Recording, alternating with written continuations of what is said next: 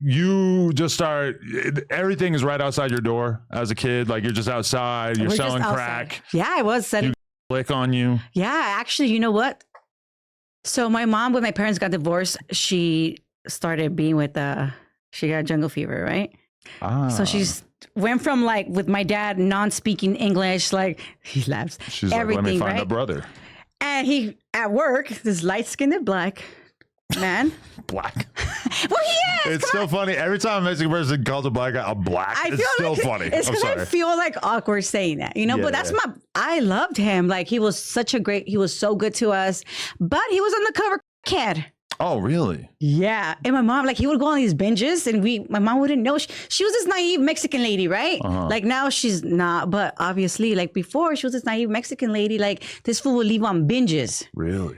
In her car, like I was like, damn, this fool's like doing bad. Wow. So obviously at this time I'm already like 10 years old and 11 or whatever, and I'm already like, I found this pipe. Wow. You hit it or you just looked at it? I didn't fucking hit it, bro. You ended up doing right? I smoked Primos. Never smoked straight. Because that's one of my memories of when Lush interviewed Icon back in the day that I watched like half of it. And I remember just being like, God, they talked about smoking Primos for so long. Basehead ass fools. I know, but it was just like such like a shared bond between them. Yeah, no, smoking is kind of intense. But wait, okay, so you put in the blunt and does it get you like to like the way that it would if you smoked like out of the pipe, or is it a little? It's a little less. It is, right? Yeah, and I don't smoke blunts. I'm more of like a joint girl, so I smoke little tiny Primos. I just remember I remember trying to do some research and reading a lot of people saying that smoking doesn't do it. Well, yeah, well, smoking is not smoking crack. Well, but like putting in the blunt, because we used to do that a little bit. Yeah, it doesn't hit you the same. It doesn't even burn, right? Crack in the blunt is better. Yeah, it's like wax. I wouldn't compare it to wax, but bro, that shit is kind of intense. Like, but the thing is like all you want to do is all you do is think about hitting it again. Like, it's weird. It's dumb. Honestly, I don't even know why people even. I wasn't a kid. Okay. I was more of a head. Okay. When did that come into the picture? I was like 16, like 15. Okay. Who got you into that? A girlfriend of mine. And she was like, "Yo, this fire." We were at a barbecue, you know, like before in the late 90s, early 2000s, they had like the barbecue Sundays and, you know, the barbecues in the backyard with the tanks. Oh, like even back then, really? Wow. Yeah, not even like, well, you're not from here, huh? No. Okay, so you wouldn't know about 90s barbecues, sweet Sundays, and all of that, right? It was like a thing. It was like the house parties, and it was really, really fun. And on Sundays, they would have barbecues, flyer barbecues. Everybody would go. And this time, my friend was like, "Hey, we have this. You want to try it?" Yeah, so we started just for fun. It wasn't like I'm going to start this because I'm depressed and I want to cover up the feelings. So who knows? Maybe deep down inside, that's what it was. But in reality, for me, it was just, hey, we're just going to start for fun. Right. And was there anybody telling you like, "Hey, this is really bad. This is going to fuck you up"? No. No one. We were just like, yeah. I didn't sleep for 2 days. We did one of these moves, you know, put all the flyers on the wall. Really? Yeah. Wow. It was a trip. And since that day, it was just like nonstop. And was it mostly, like you say, you got into it hanging out with the girls? Was this something where like immediately then you start doing it with the bros as well, or was everybody doing it? Everybody was doing it. Okay. Well, it was just kind of, with my homeboys, I didn't really get high till I was older. I mean, I would smoke Primos while we were slanging things like that, but I didn't start smoking meth with my homies until I was already in my 20s. Okay. If that makes sense. Okay. And what other kind of stuff are you guys doing? You're just hanging out, you're selling drugs, you're getting fucked up. You're kicking it with the other chicks that you're friends with. Yeah, bringing the chicks to the hood, you know. Okay. And do you get put on the hood at a certain point? Yeah, I was in junior high. Okay. Yeah. What'd they do to you? I got jumped in to the clique, Drew Street. By chicks? Yeah. How many of them? Just like 2 big girls.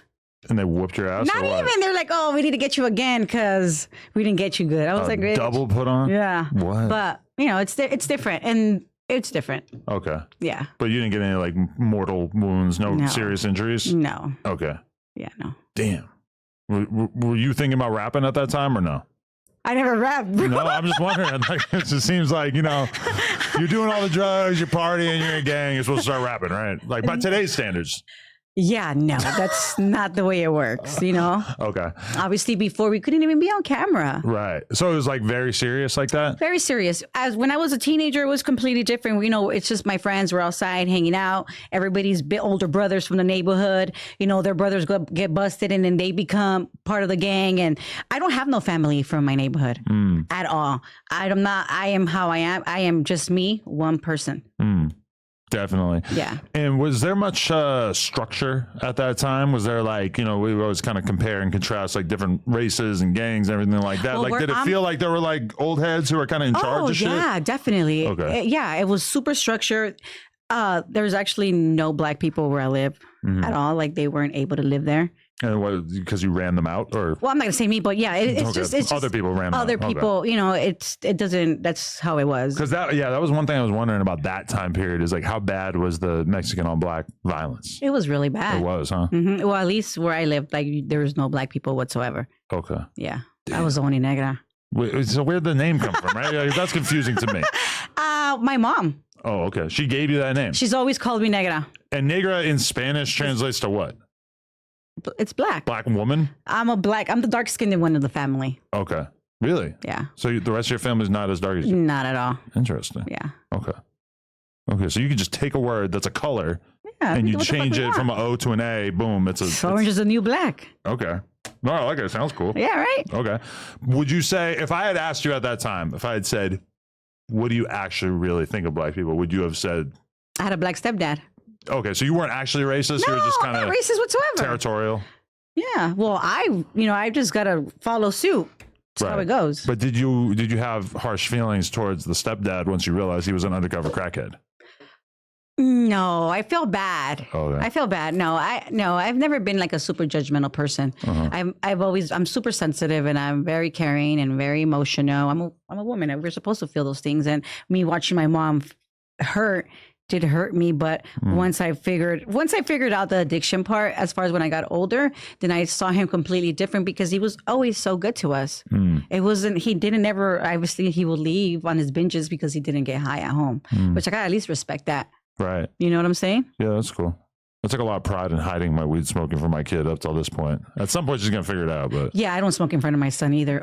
My oldest, he already knows. He's 22.